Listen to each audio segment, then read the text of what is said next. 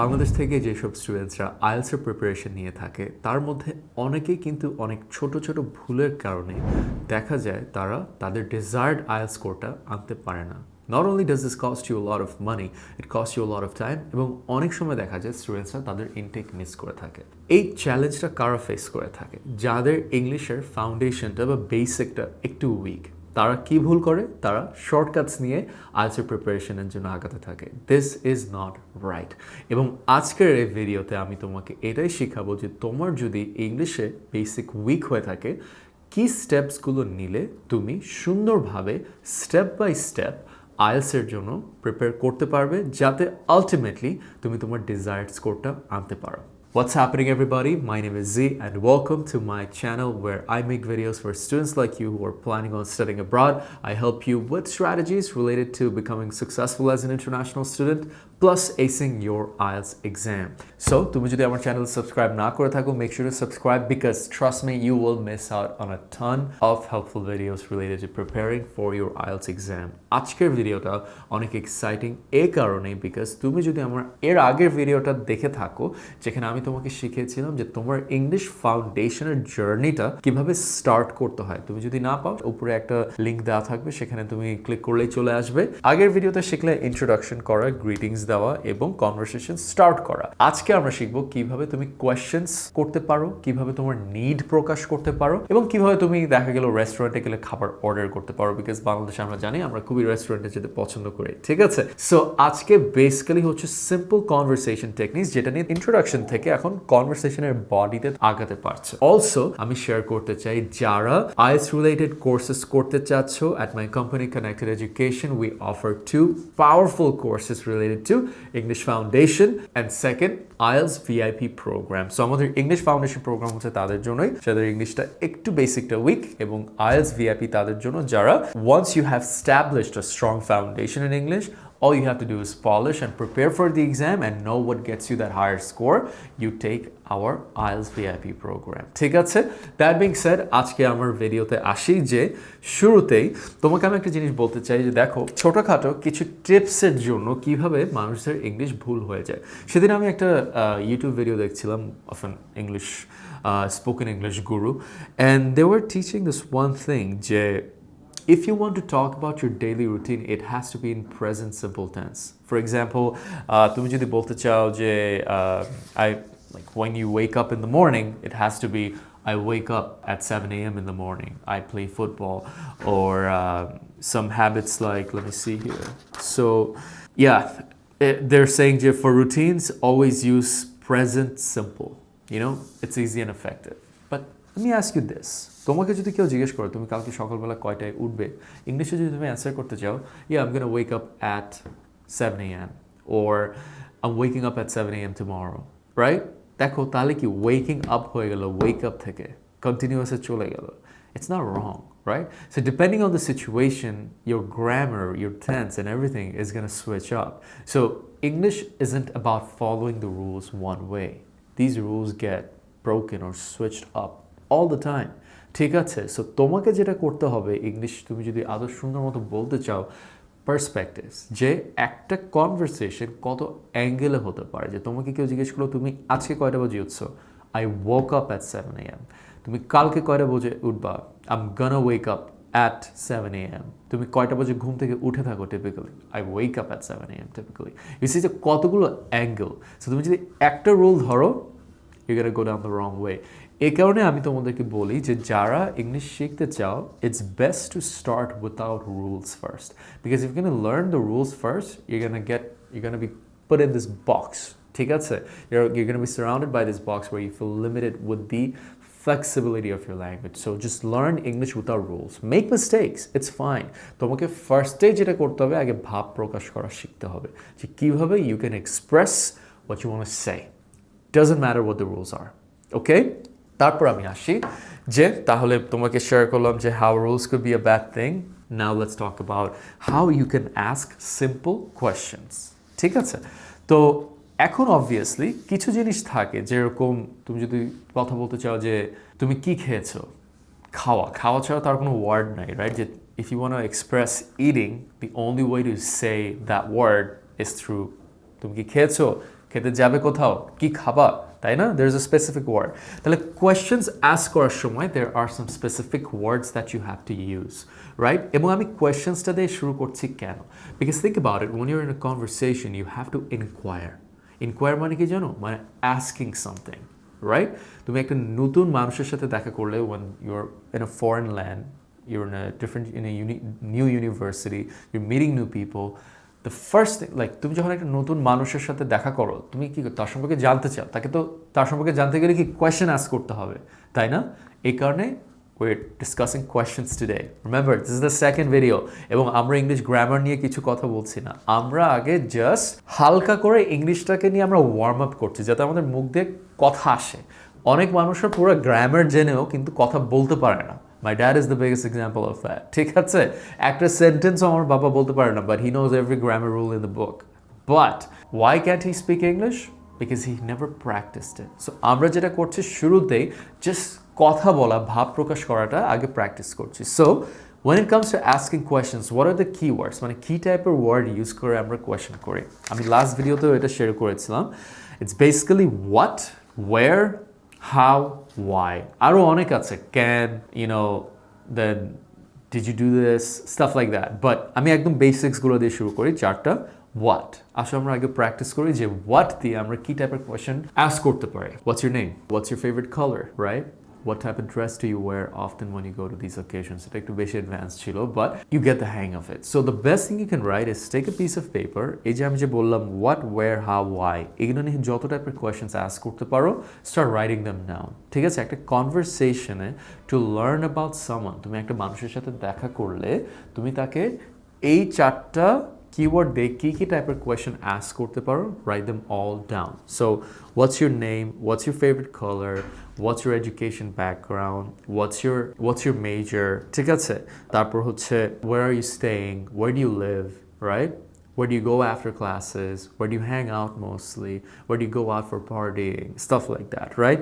How are you doing today? How did you solve that assignment? How are you planning on taking that course?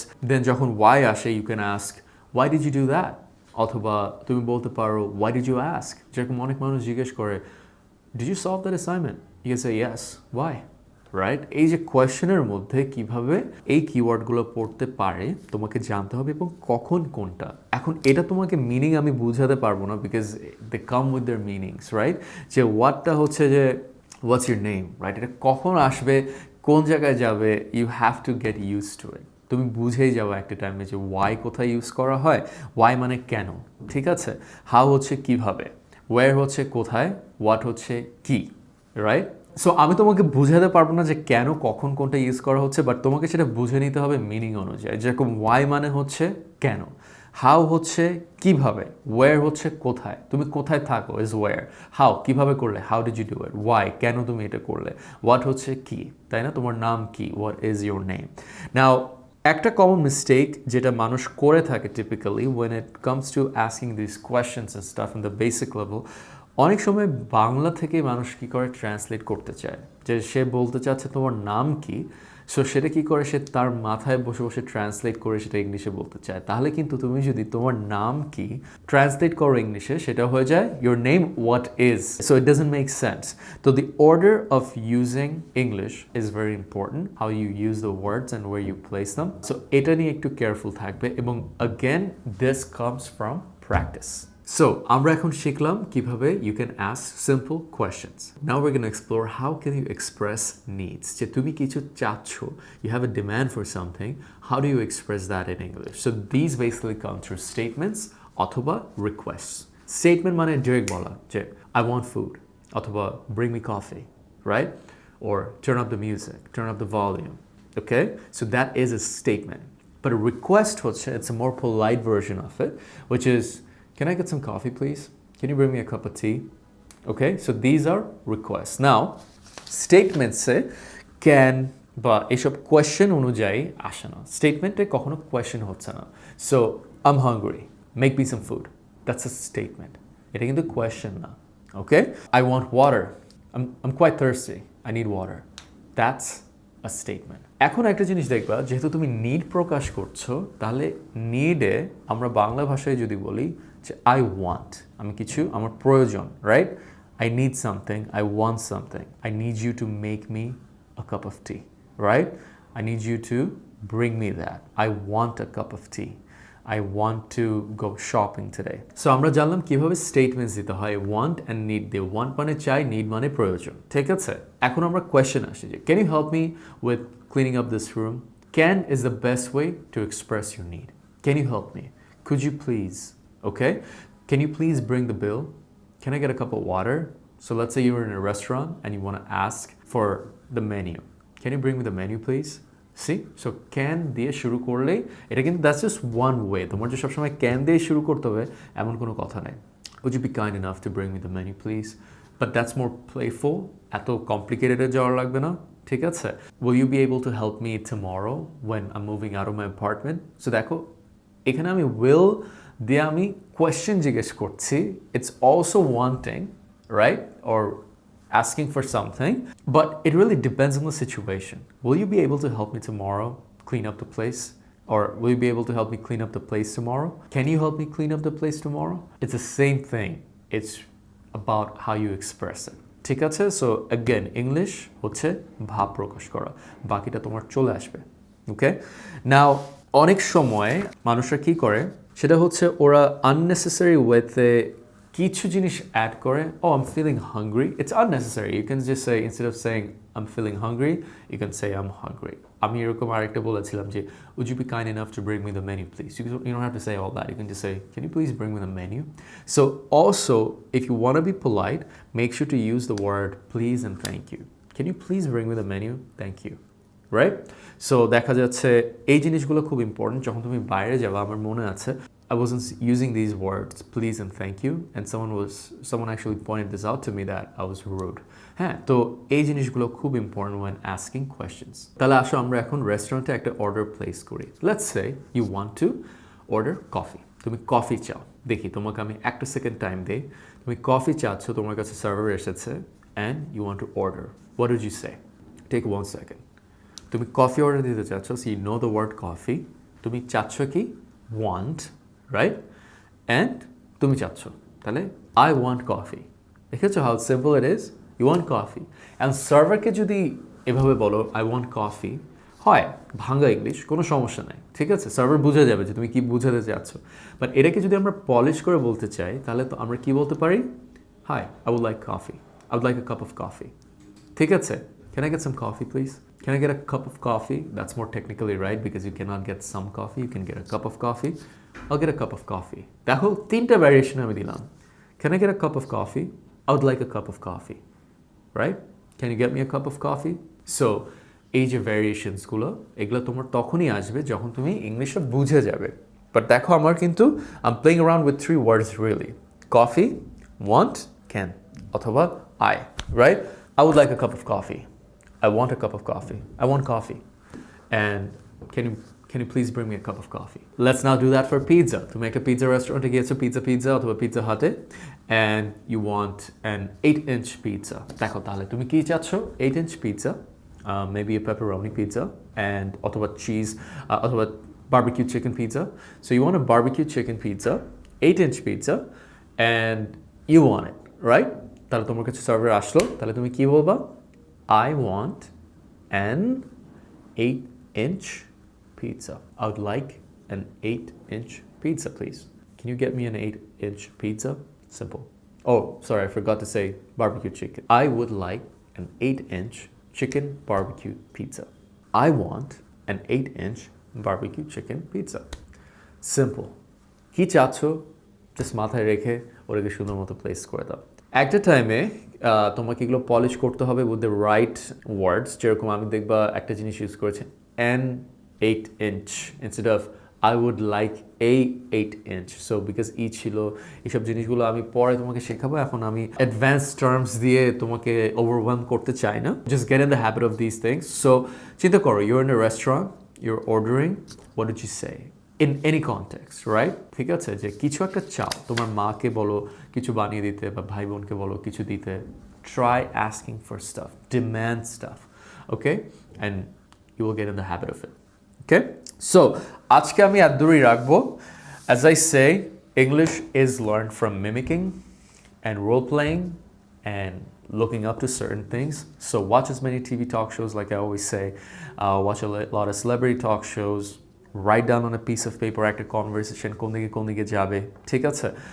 And read books, it helps, but I'm not a big fan of reading books. Watch movies, look up to characters, role play those things in your mind, talk to yourself in your mind in English, ঠিক আছে?